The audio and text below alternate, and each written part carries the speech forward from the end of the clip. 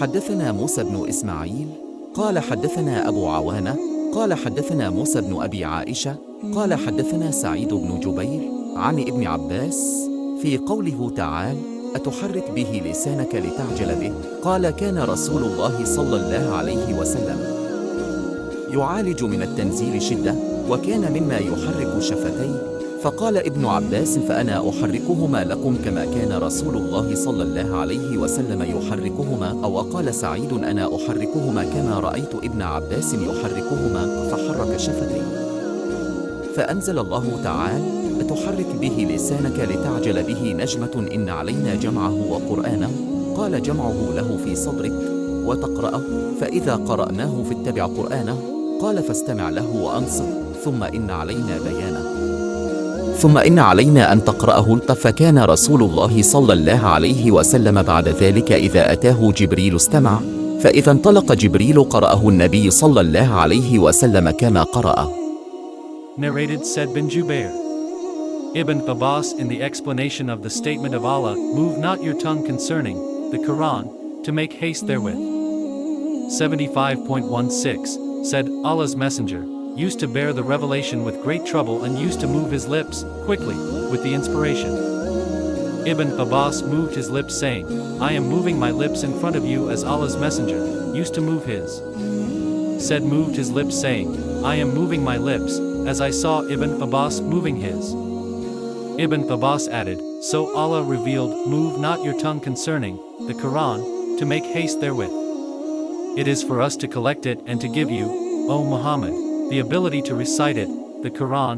75.16 to 17, which means that Allah will make him, the Prophet, remember the portion of the Quran, which was revealed at that time by heart and recited.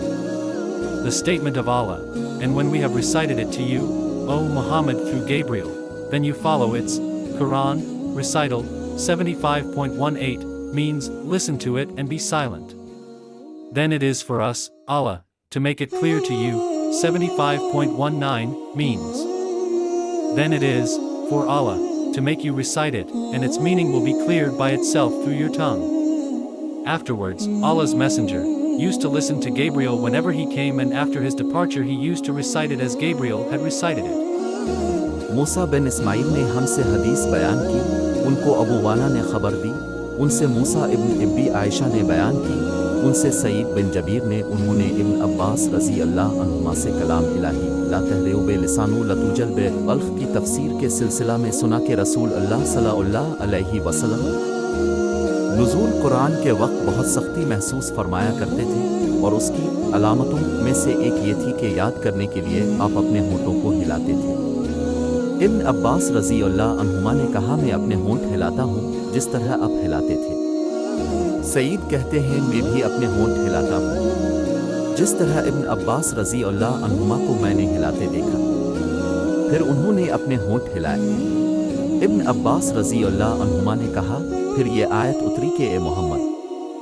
قرآن کو جلد جلد یاد کرنے کے لیے اپنی زبان نہ ہلاؤ، اس کا جمع کر دینا اور پڑھا دینا ہمارا ذمہ ہے۔ حضرت ابن عباس رضی اللہ عنہما کہتے ہیں یعنی قرآن آپ صلی اللہ علیہ وسلم کے دل میں جمع دینا اور پڑھا دینا ہمارے ذمہ ہے، پھر جب ہم پڑھ چکی تو اس پڑھے ہوئے کی اتباع کرو۔ ابن عباس رضی اللہ عنہما فرماتے ہیں اس کا مطلب یہ ہے کہ آپ اس کو خاموشی کے ساتھ سنتے رہو، اس کے بعد مطلب سمجھا دینا ہمارے ذمہ ہے، پھر یقیناً یہ ہماری ذمہ داری ہے کہ آپ اس کو پڑھو، یعنی اس کو محفوظ کر سکو۔ چنانچہ اس کے بعد جب آپ کے پاس حضرت جبرائیل علیہ السلام وحی لے کر آتے تو آپ توجہ سے سنتے، جب وہ چلے جاتے تو رسول اللہ صلی اللہ علیہ وسلم اس وحی کو اسی طرح پڑھتے جس طرح حضرت جبرائیل علیہ السلام نے اسے پڑھا تھا۔